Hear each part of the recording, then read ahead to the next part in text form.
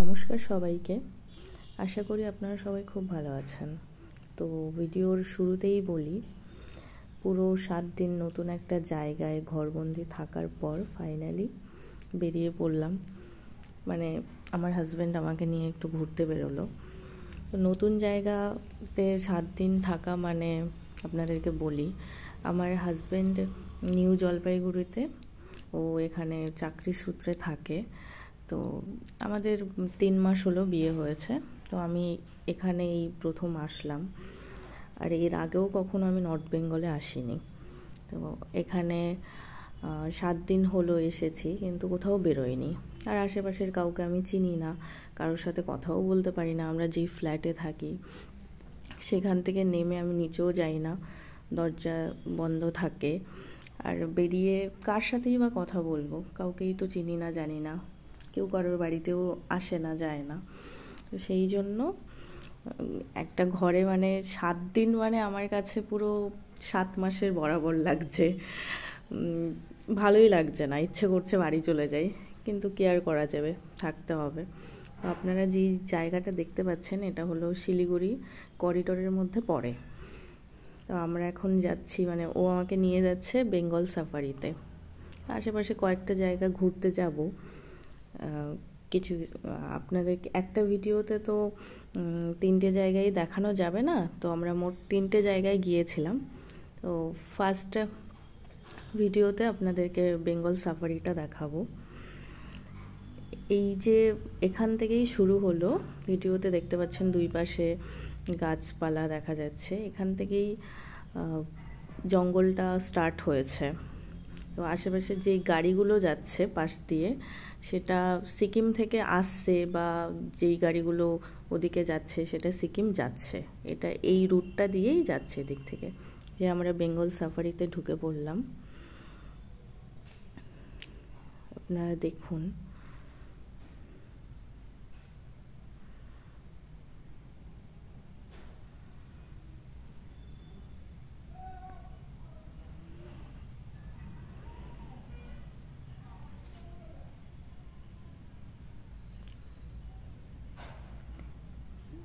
ঢুকেই ফার্স্টে পার্কিংয়ের ওখানে একটা টিকিট কাটতে হয়। টিকিটটা 30 টাকা নেয়, যেহেতু আমরা বাইকে গেছিলাম তো বাইকে 30 টাকা নিয়েছিল। আমি বলতে পারবো না যে 4 হুইলারে কত নেয় পার্কিং। তো গাড়িটা রেখে আমরা ভেতরে ঢুকছি, ও টিকিট কাটতে যাচ্ছে, এন্ট্রি টিকিট। এন্ট্রি টিকিট 50 টাকা করে পার হেড।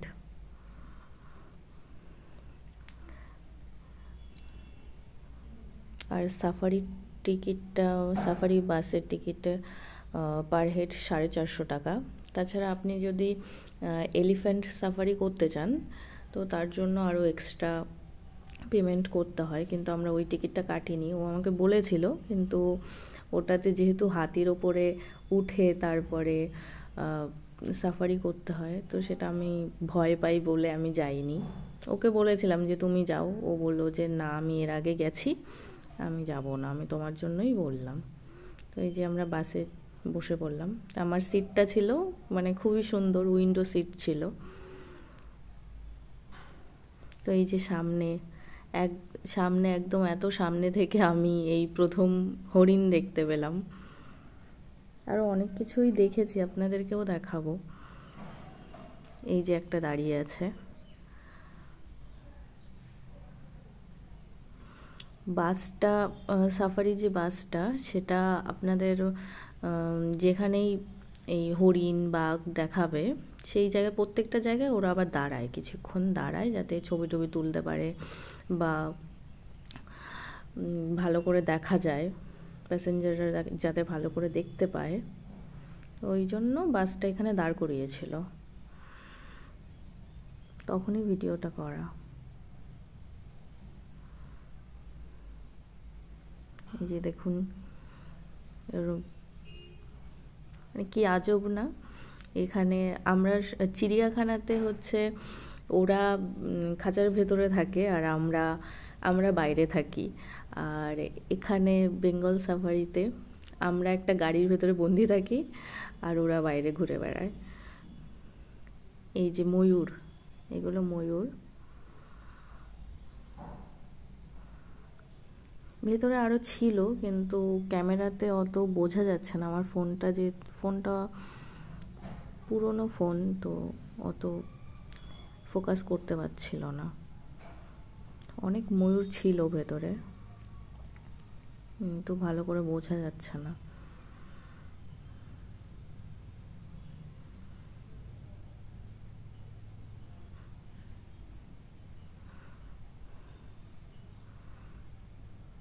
এই যে এটা ভাল্লুক,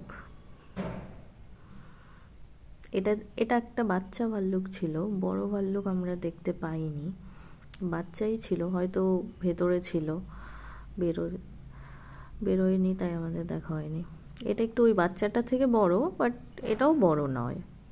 আর এই যে সামনে দিয়ে আসছে, দেখুন, এটাও বাচ্চা, এই বাঘটাও বাচ্চা ছিল।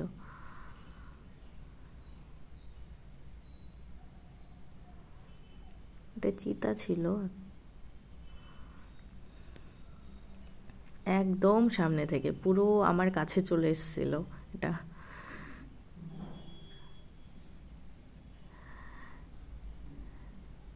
হ্যাঁ, এই যে এটা একটু বড়, এটা অনেকটাই বড় ছিল, ফোনের ক্যামেরাতে মনে হচ্ছে একটু ছোট।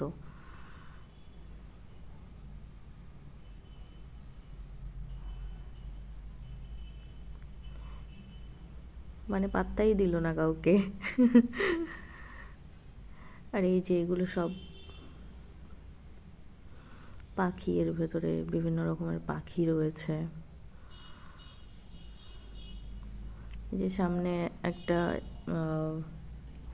ইয়েলো কালারের একটা প্যান্ট পরা একটা ছোট বাচ্চা দেখা যাচ্ছে। এরকম স্কুল থেকে অনেকেই আসে, তো এই বাচ্চাদেরকেও ভিজিট করাতে নিয়ে এসেছিলো, যেহেতু সানডে ছিল, তো সানডেতে একটু ভিড়ই হয়। আর এই যে এটা পাইথন, প্রচুর বড় ছিল, কিন্তু হয়তো এখানে বোঝা যাচ্ছে না ততটা। এখানে দুটো ছিল, আর এই যে খোলস ছাড়াচ্ছিল, দেখে গা শিরশির করছে। আর আমি একটু স্লো মোশনে ভিডিও করতে গেছি, তো স্লো মোশন তো আর হলো না। এই যে ছবি অ্যাটাচ করে দিলাম আমি কয়েকটা।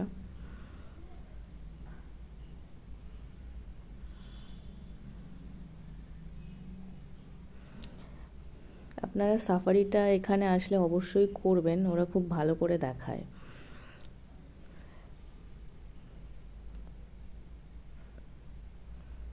তো ভালো থাকবেন, সুস্থ থাকবেন। এই ভিডিওটা এখানেই আমি শেষ করছি। আর বাকি যে জায়গাগুলোতে গেছি সেটা একটা একটা করে ভিডিও করে দেখাবো, নয়তো এক ভিডিওতে সবকটা দিলে ভিডিওটা অনেকটা লং হয়ে যায়, তখন দেখার আর অত ধৈর্য থাকে না। ভালো থাকবেন, সুস্থ থাকবেন।